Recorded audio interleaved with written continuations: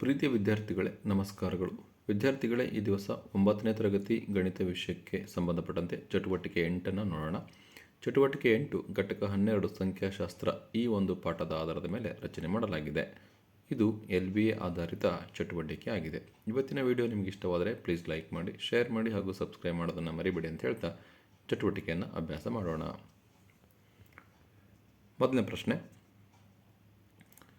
ಸಮಾನ ಅಂತರದಲ್ಲಿರುವ ವಿಭಿನ್ನ ಎತ್ತರದ ಆಯತಾಕಾರದ ಸ್ತಂಭಗಳ ಮೂಲಕ ದತ್ತಾಂಶಗಳನ್ನು ದೃಶ್ಯ ರೂಪದಲ್ಲಿ ತೋರಿಸುವ ನಕ್ಷೆ.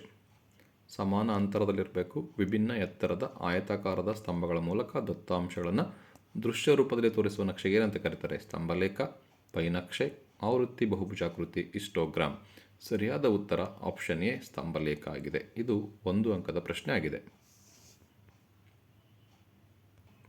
ಪ್ರಶ್ನೆ 2, ನಿರಂತರ ವರ್ಗಾಂತರ 20ರಿಂದ 30ರ ಗಾತ್ರವು ಎಷ್ಟಿರುತ್ತೆ? 1 ಅಂಕದ ಪ್ರಶ್ನೆ. 10, 20, 25, 30. ಸೊ 30ರಲ್ಲಿ 20ನ್ನು ಕಳೆರಿ, 10 ಆಗಿರುತ್ತೆ. ಸೊ ಹಾಗಾಗಿ ಆಪ್ಷನ್ ಎ 10 ಸರಿಯಾದ ಉತ್ತರ ಆಗಿದೆ. ಪ್ರಶ್ನೆ 3, ವರ್ಗಾಂತರ 10ರಿಂದ 20ರ ಮಧ್ಯಬಿಂದುವನ್ನು ಕಂಡುಹಿಡಿಯಿರಿ. ಇದು 1 ಅಂಕದ ಪ್ರಶ್ನೆ. ಸೊ ಮಧ್ಯಬಿಂದು ಕೇಳಿದರೆ 10 ಮತ್ತು 20ನ್ನು ಕೂಡಿಸ್ಬೇಕು, 2ರಿಂದ ಭಾಗಿಸ್ಬೇಕು. ಮಧ್ಯಬಿಂದು ಈಸ್ ಈಕ್ವಲ್ ಟು 10 + 20/2, 30/2 ಆಗುತ್ತೆ, 15 ಆಗುತ್ತೆ. ಮಧ್ಯಬಿಂದು 15. ಇದು 3ನೇ ಪ್ರಶ್ನೆಗೆ ಉತ್ತರ ಆಗಿದೆ. ಪ್ರಶ್ನೆ 4, ಒಂದು ನಿರ್ದಿಷ್ಟ ವರ್ಷದಲ್ಲಿ ಪ್ರತಿ ತಿಂಗಳಿನಲ್ಲಿ ಜನಿಸಿದ ಗಂಡು ಮಕ್ಕಳ ಮಾಹಿತಿಯನ್ನು ದಾಖಲಿಸಿದ ದತ್ತಾಂಶವನ್ನು ನೀಡಿದೆ. ಈ ದತ್ತಾಂಶವನ್ನು ಪ್ರತಿನಿಧಿಸಲು ಯಾವ ನಕ್ಷೆಯು ಸೂಕ್ತವಾಗಿದೆ? 1 ಅಂಕದ ಪ್ರಶ್ನೆ. ಇದಕ್ಕೆ ಸೂಕ್ತವಾದ ನಕ್ಷೆ ಸ್ತಂಭಲೇಖ ಆಗಿದೆ. 4ನೇ ಪ್ರಶ್ನೆಗೆ ಉತ್ತರ ಸ್ತಂಭಲೇಖ. ಇದು 1 ಅಂಕದ ಪ್ರಶ್ನೆ. 5ನೇ ಪ್ರಶ್ನೆ, ಪ್ರತಿ ತಿಂಗಳಿಗೆ ರು 22,000 ಆದಾಯವಿರುವ ಕುಟುಂಬವು ಈ ಕೆಳಗಿನಂತೆ ತಿಂಗಳಿನಲ್ಲಿ ಖರ್ಚನ್ನು ಭರಿಸುವ ಯೋಜನೆ ಕೈಗೊಂಡಿತ್ತು. ಈ ದತ್ತಾಂಶಗಳಿಗೆ ಒಂದು ಸ್ತಂಭಲೇಖವನ್ನು ರಚಿಸಿ ಅಂತ ಇದೆ. ಸೊ 2 ಅಂಕದ ಪ್ರಶ್ನೆ. ವಿಷಯಗಳು: ಖರ್ಚು 1000 ರುಗಳಲ್ಲಿ, ದಿನಸಿ 4, ಮಕ್ಕಳ ವಿದ್ಯಾಭ್ಯಾಸ 5, ಔಷಧ 3, ಬಾಡಿಗೆ 5, ಇಂಧನ 2, ಮನೋರಂಜನೆ 1, ಇತರೆ 1. ಸೊ ಇದಕ್ಕೆ ಸ್ತಂಭಲೇಖ ರಚಿಸಬೇಕು. ಹೇಗೆ ರಚನೆ ಮಾಡೋದು ಅಂತ ನೋಡೋಣ. ಸೊ ಇದು ಉತ್ತರ. ಸೊ ವಿಷಯಗಳು ಈ ಕಡೆ ಬರುತ್ತೆ. ಖರ್ಚು 1000ಗಳಲ್ಲಿ. ಸೊ YOX, ಇದು X ಅಕ್ಷ, ಇದು Y ಅಕ್ಷ. ಸೊ 1 ಸೆಂಟಿಮೀಟರ್ ಗುರುತು ಮಾಡ್ಕೊಳ್ಳಿ. 1, 2, 3, 4, 5, 6, 7. ಈ ಕಡೆ ಸಹ 1 ಸೆಂಟಿಮೀಟರ್ ಗುರುತು ಮಾಡ್ಕೊಳ್ಳಿ. ಸ್ತಂಭಲೇಖ ರಚನೆ ಮಾಡೋದ್ರಿಂದ ಫಸ್ಟ್ 1 ಸೆಂಟಿಮೀಟರ್ ಗ್ಯಾಪ್ ಇರುತ್ತೆ, ಆಮೇಲೆ ನೆಕ್ಸ್ಟು 1 ಸೆಂಟಿಮೀಟರ್ಗೆ ಬಾಕ್ಸ್ ಬರುತ್ತೆ, ಮತ್ತು 1 ಸೆಂಟಿಮೀಟರ್ ಗ್ಯಾಪ್ ಬರುತ್ತೆ.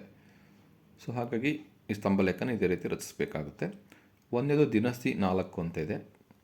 ಸೊ ದಿನಸಿ ವಿಷಯಗಳು ಖರ್ಚು 4 ಅಂದರೆ 4,000.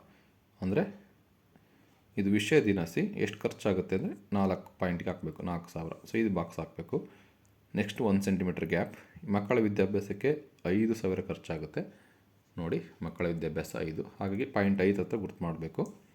ಸೊ ಬಾಕ್ಸ್ ಹಾಕಬೇಕು 1 ಸೆಂಟಿಮೀಟರ್ ಆಗಲ್ಲ. ಇಲ್ಲಿ 1 ಸೆಂಟಿಮೀಟರ್ ಗ್ಯಾಪ್. ಮತ್ತು ಔಷಧಕ್ಕೆ 3,000, ಔಷಧಕ್ಕೆ 3,000, ಬಾಡಿಗೆ 5,000, ಇಂಧನ 2,000, ಮನೋರಂಜನೆ 1,000, ಇತರೆ 1,000. ನಾವು ಈ ಸ್ತಂಭಲೇಖವನ್ನು, ಈ ದತ್ತಾಂಶಗಳನ್ನು ಬಳಸ್ಕೊಂಡು ಈ ಸ್ತಂಭಲೇಖವನ್ನು ರಚಿಸಬೇಕು ವಿದ್ಯಾರ್ಥಿಗಳೇ. ಇದು ಉತ್ತರ ಆಗಿದೆ. ಪ್ರಶ್ನೆ 6, 4 ಅಂಕದ ಪ್ರಶ್ನೆ.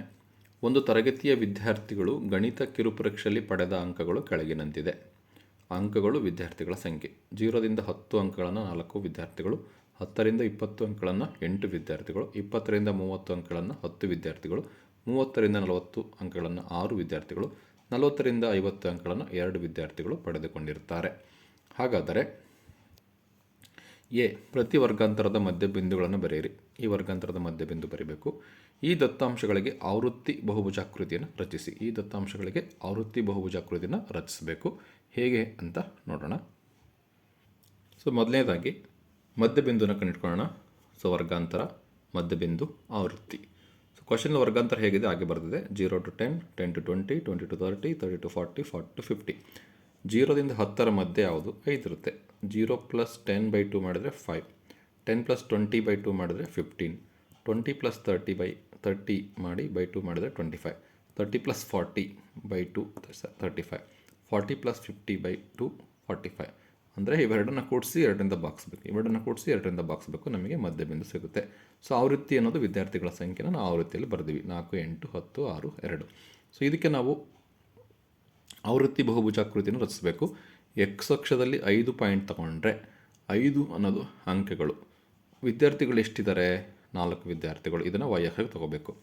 ನೆಕ್ಸ್ಟ್ ಮಧ್ಯಬಿಂದು 15, ಎಕ್ಸ್ ಅಕ್ಷದಲ್ಲಿ 15 ಇದ್ದರೆ ವಿದ್ಯಾರ್ಥಿಗಳ ಸಂಖ್ಯೆ 8, 25 ನೆಕ್ಸ್ಟ್ ಅಕ್ಷದಲ್ಲಿ ವಿದ್ಯಾರ್ಥಿಗಳ ಸಂಖ್ಯೆ 10, 35 ವಿದ್ಯಾರ್ಥಿಗಳು ವೈ ಅಕ್ಷದಲ್ಲಿ 6, ಎಕ್ಸ್ ಅಕ್ಷದಲ್ಲಿ 45 ವಿದ್ಯಾರ್ಥಿಗಳು 45 ಅಂಕಗಳು, ಇಲ್ಲಿ 2 ವಿದ್ಯಾರ್ಥಿಗಳು.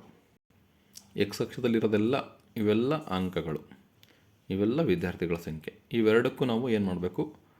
ಆವೃತ್ತಿ ಬಹುಭುಜಾಕೃತಿನ ರಚಿಸಬೇಕು. ಹೇಗೆ ಅಂತ ನೋಡೋಣ. ನೋಡಿ, ಬಿ ಪ್ರಶ್ನೆಗೆ ಉತ್ತರ. ಫಸ್ಟ್ ವೈ ಒಂದು ಲಂಬವನ್ನು ಒಂದು ಅಡ್ಡ ರೇಖೆಯನ್ನು ಎಳೆಯಬೇಕು. Y O X, Y O X, ಇದು ಓ, ಇದು ಎಕ್ಸ್, ಇದು ಎಕ್ಸ್ ಅಕ್ಷ, ಇದು ವೈ ಅಕ್ಷ. ಸೊ ಇಲ್ಲಿ ಆವೃತ್ತಿ ವಿದ್ಯಾರ್ಥಿಗಳ ಸಂಖ್ಯೆನ ಆವೃತ್ತಿ ಅಂತ ತಗೊಳ್ತೀವಿ. ಯಾರೋ ಮಾರ್ಕ್ ಈ ರೀತಿ ತೋರಿಸಿ. ಸೊ ಇಲ್ಲಿ ಅಂಕೆಗಳು ಮಧ್ಯಬಿಂದುನ ಈ ರೀತಿ ತೋರಿಸಿ. ಸೊ ಇಲ್ಲಿ ವೈ ಅಕ್ಷದಲ್ಲಿ 0ದಿಂದ 1 2 3 4 5 6 7 8 9 10, ಹೈಯೆಸ್ಟ್ 10 ಇದೆ, ಅಲ್ಲಿವರೆಗೂ ತೊಗೊಂಡ್ರೆ ಸಾಕಾಗುತ್ತೆ. 11 12 ನಾನು ತೊಗೊಂಡಿದ್ದೀನಿ, ನೀವು 10 ತೊಗೊಂಡ್ರೆ ಸಾಕಾಗುತ್ತೆ. ಪ್ರತಿಯೊಂದು ಲೈನು 1 ಸೆಂಟಿಮೀಟರ್ ಇರಬೇಕು. ಇಲ್ಲಿ ಸಹ ಪ್ರತಿಯೊಂದು ಲೈನು 1 ಸೆಂಟಿಮೀಟರ್ ಇರಬೇಕು. ಹಾಗೆ ಇಲ್ಲಿ ವೈ ಅಕ್ಷದಲ್ಲಿ ಎಕ್ಸ್ ಅಕ್ಷದಲ್ಲಿ 1 ಸೆಂಟಿಮೀಟರ್ = 5 ಅಂಕಗಳು ಅಂತ ನಾವು ಕನ್ಸಿಡರ್ ಮಾಡಿಕೊಂಡ್ರೆ 5 10 15 20 25 ಈ ರೀತಿ ಬರಿತಾ ಹೋಗಬೇಕು. ಸೊ ಮೊದಲನೇ ಪಾಯಿಂಟ್ ಎಷ್ಟಿದೆ? 5 4, 5 ಅಂಕಗಳು 4 ವಿದ್ಯಾರ್ಥಿಗಳು, 5 ಅಂಕ 4 ವಿದ್ಯಾರ್ಥಿಗಳು ಅಂದರೆ ಇಲ್ಲಿ ಬರುತ್ತೆ. ಸೊ ಇಲ್ಲಿಂದ ಸ್ಟ್ರೈಟಾಗಿ ಬರಬೇಕು. ಸ್ಟ್ರೈಟಾಗಿ ಬಂದರೆ ಈ ಪಾಯಿಂಟ್ ಸಿಗುತ್ತೆ 5, 4. ನೆಕ್ಸ್ಟು 15, 8, 15 ವಿದ್ಯಾರ್ಥಿಗಳು, 15 ಅಂಕಗಳು 8 ವಿದ್ಯಾರ್ಥಿಗಳು, 15 ಅಂಕ 8 ವಿದ್ಯಾರ್ಥಿಗಳು, ಈ ಪಾಯಿಂಟ್ ಬರುತ್ತೆ 15.8. ನೆಕ್ಸ್ಟ್ ಪಾಯಿಂಟು 25, 10, 25 ವಿದ್ಯಾರ್ಥಿಗಳು, 25 ಅಂಕಗಳು 10 ವಿದ್ಯಾರ್ಥಿಗಳು, ಇಲ್ಲಿ ಪಾಯಿಂಟನ್ನು ಗುರ್ತು ಮಾಡಬೇಕು. 25 ವಿದ್ಯಾರ್ಥಿಗಳು, 25 ಅಂಕಗಳು 10 ವಿದ್ಯಾರ್ಥಿಗಳು. ನೆಕ್ಸ್ಟ್ 35 ಅಂಕಗಳು 6 ವಿದ್ಯಾರ್ಥಿಗಳು, 35 ಅಂಕ 6 ವಿದ್ಯಾರ್ಥಿಗಳು, ಪಾಯಿಂಟ್ ಇಲ್ಲಿ ಬರುತ್ತೆ. ಸೊ 6ರಿಂದ ಸ್ಟ್ರೈಟ್ ಈ ರೀತಿ ಮಾಡ್ಕೋಬೇಕಾಗುತ್ತೆ. ಹಾಗೆ 45 ಅಂಕಗಳು 2 ವಿದ್ಯಾರ್ಥಿಗಳು. ಸೊ ಈ ರೀತಿ ಪಾಯಿಂಟನ್ನು ನಾವು ಹಾಕಬೇಕು. ಹಾಕೊಂಡ್ಮೇಲೆ ರೇಖೆಯನ್ನು ಎಳಿಬೇಕು ಪಾಯಿಂಟಿಂದ ಪಾಯಿಂಟಿಗೆ. ಫಸ್ಟು ಇಲ್ಲಿ ನಾವು ಏನು ಮಾಡಿದ್ದೀವಪ್ಪ ಅಂದರೆ 0 ಮತ್ತು 10ರ ಮಧ್ಯಬಿಂದು 5 ತಗೊಂಡ್ವಿ. 0 ಮತ್ತು 10ರ ಮಧ್ಯಬಿಂದು 5 ತಗೊಂಡಿದ್ದೀವಿ. ಹಾಗೆ 0 - 10ರ ಮಧ್ಯೆ -5 ಬರುತ್ತೆ. ಸೊ ಇಲ್ಲೊಂದು ಪಾಯಿಂಟನ್ನು ಗುರ್ತು ಮಾಡ್ಕೋಬೇಕು. ಈ ಪಾಯಿಂಟಿಂದ ಒಂದು ಪಾಯಿಂಟನ್ನು ಗುರ್ತು ಮಾಡ್ಕೊಳ್ಳಿ. ಹಾಗೆ ಇಲ್ಲಿ 45ಇಂದ 50ಗೆ ಕಂಪ್ಲೀಟ್ ಆಗುತ್ತೆ. ನಮ್ಮ ವರ್ಗಾಂತರ 40ಇಂದ 50ಗೆ ಕಂಪ್ಲೀಟ್ ಆಗುತ್ತೆ. ಹಾಗಾಗಿ 50ಇಂದ 60 ಅದರ ಮಧ್ಯೆ 55 ಬರುತ್ತೆ. ಈ ಪಾಯಿಂಟನ್ನು ಗುರ್ತು ಮಾಡ್ಕೊಳ್ಳಿ. ಸೊ ಈ ಪಾಯಿಂಟಿಂದ ಮತ್ತು ಈ ಪಾಯಿಂಟನ್ನು ನೋಡಿ.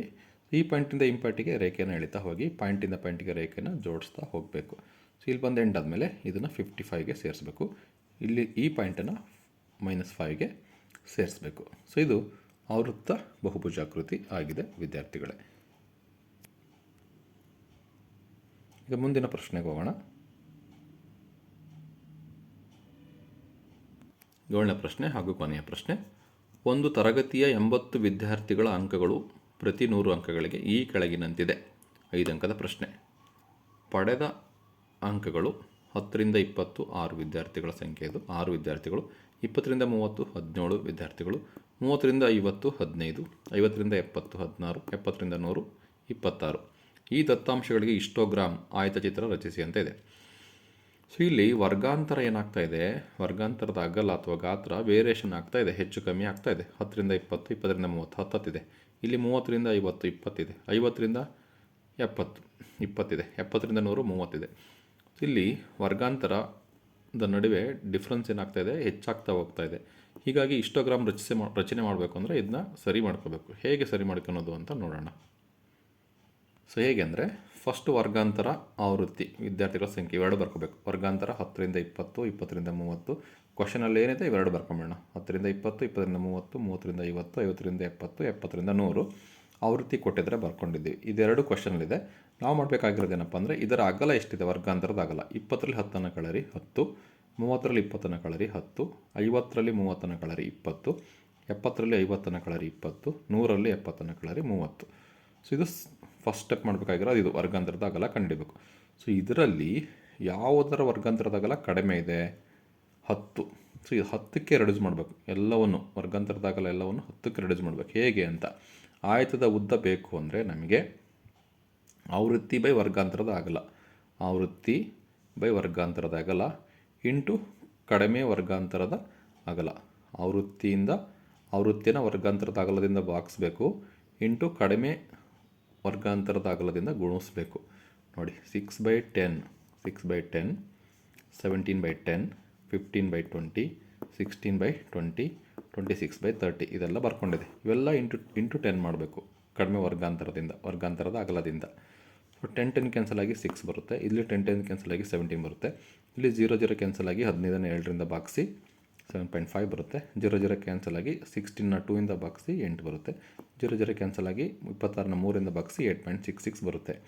ಸೊ ಈ ಅಂಶಗಳನ್ನು ನಾವೇ ಮಾಡಬೇಕು, ಚಿತ್ರದಲ್ಲಿ ಗುರ್ತು ಮಾಡಬೇಕು. ಇದು ಆಯತದ ಉದ್ದ ಆಗಿರುತ್ತೆ. ಹಾಗಾದರೆ ಎಕ್ಸ್ ಅಕ್ಷದಲ್ಲಿ ಈ ವರ್ಗಾಂತರದ ಸಂಖ್ಯೆಗಳನ್ನು ಬರ್ಕೋಬೇಕು, ವೈ ಅಕ್ಷದಲ್ಲಿ ನಮಗೆ ಆಯತದ ಅಗಲ ಸಿಗುತ್ತೆ. ಸೊ ಇದನ್ನು ಬರ್ಕೋಬೇಕಾಗುತ್ತೆ. ಹಾಗಾದರೆ ಈ ದತ್ತಾಂಶಗಳಿಗೆ ಹಿಸ್ಟೋಗ್ರಾಮನ್ನು ಯಾವ ರೀತಿ ರಚಿಸಬೇಕು ಅಂತ, ಇಲ್ಲಿ 0 to 10 ಇಲ್ಲ, 10 to 20ಇಂದ ಸ್ಟಾರ್ಟ್ ಆಗಿದೆ.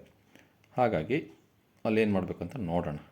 10ಇಂದ 20ಗೆ ಎಷ್ಟಿದೆ, 6 ಇದೆ, 20ಇಂದ 30ಗೆ 17 ಇದೆ, 30ಇಂದ 50ಗೆ 7.5 ಇದೆ, 50ಇಂದ 70ಗೆ 8 ಇದೆ, 70ಇಂದ 100ಗೆ 8.66 ಇದೆ. ಸೊ ಇದನ್ನು ಯಾವ ರೀತಿ ಬಿಡಿಸ್ಬೇಕು ಅಂತ ನೋಡೋಣ. ಸೊ ಇಲ್ಲಿ ನೋಡಿ, ಫಸ್ಟ್ ವೈ ಓ ಎಕ್ಸ್ ಇದು ಎಕ್ಸ್ ಅಕ್ಷ, ಇದು ವೈ ಅಕ್ಷ. ಇಲ್ಲಿ ಪ್ರತಿಯೊಂದನ್ನು 1 ಸೆಂಟಿಮೀಟ್ರ್ ಗುರ್ತು ಮಾಡ್ಕೊಳ್ಳಿ. ಫಸ್ಟು ಗುರ್ತು ಮಾಡ್ಕೊಳ್ಳಿ, 0ದಿಂದ 10, 20, 30, 40, 50, 60, 70, 80, 90, 100ವರೆಗೂ ಗುರ್ತು ಮಾಡ್ಕೊಳ್ಳಿ. ಸೊ 100 ಲಾಸ್ಟ್ ಇದೆ, ಬೇಕಂದರೆ ನೀವು 110 ಗುರ್ತು ಮಾಡ್ಕೋಬೋದು. ಸೊ ಇಲ್ಲಿ ಹೈಯೆಸ್ಟ್ 17 ಇದೆ, ಹಾಗಾಗಿ ಇಲ್ಲಿ 1 ಸೆಂಟಿಮೀಟ್ರ್ ಇಸ್ಕೊಳ್ತು 2 ಅಂತ ತೊಗೋಬೇಕು ವೈ ಅಕ್ಷದಲ್ಲಿ.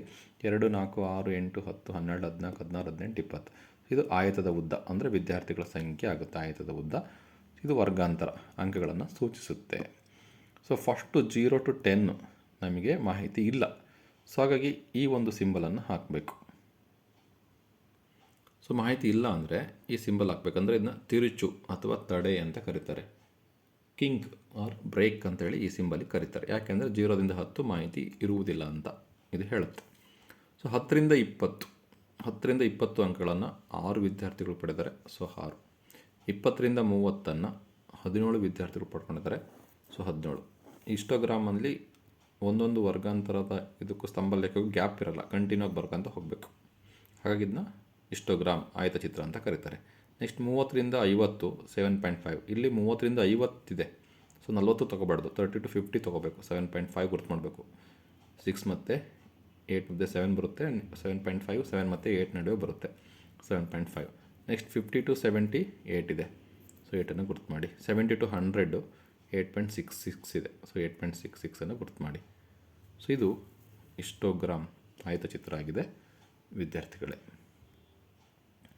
ಇಲ್ಲಿ ವರ್ಗಾಂತರ ಹೆಚ್ಚು ಕಮ್ಮಿ ಇದ್ದಾಗ ಮಾತ್ರ ಈ ರೀತಿ ಚಿತ್ರ ಬರುತ್ತೆ. ವರ್ಗಾಂತರ ನಿರಂತರವಾಗಿದ್ದಾಗ, ವರ್ಗಾಂತರದ ಅಗಲ ಕರೆಕ್ಟಾಗಿದ್ದಾಗ ಸುಲಭವಾಗಿ ನಾವು ಹಿಸ್ಟೋಗ್ರಾಮನ್ನು ರಚಿಸ್ಬೋದು. ವಿದ್ಯಾರ್ಥಿಗಳೇ, ಇಲ್ಲಿಗೆ ಚಟುವಟಿಕೆ 8 ಕಂಪ್ಲೀಟಾಗಿ ಮುಕ್ತಾಯವಾಗುತ್ತೆ. ಇವತ್ತಿನ ಒಂದು ವಿಡಿಯೋ ನಿಮಗೆ ಇಷ್ಟವಾದರೆ ಪ್ಲೀಸ್ ಲೈಕ್ ಮಾಡಿ, ಶೇರ್ ಮಾಡಿ ಹಾಗೂ ಸಬ್ಸ್ಕ್ರೈಬ್ ಮಾಡೋದನ್ನು ಮರಿಬೇಡಿ ಅಂತ ಹೇಳ್ತಾ, thank you for watching this video.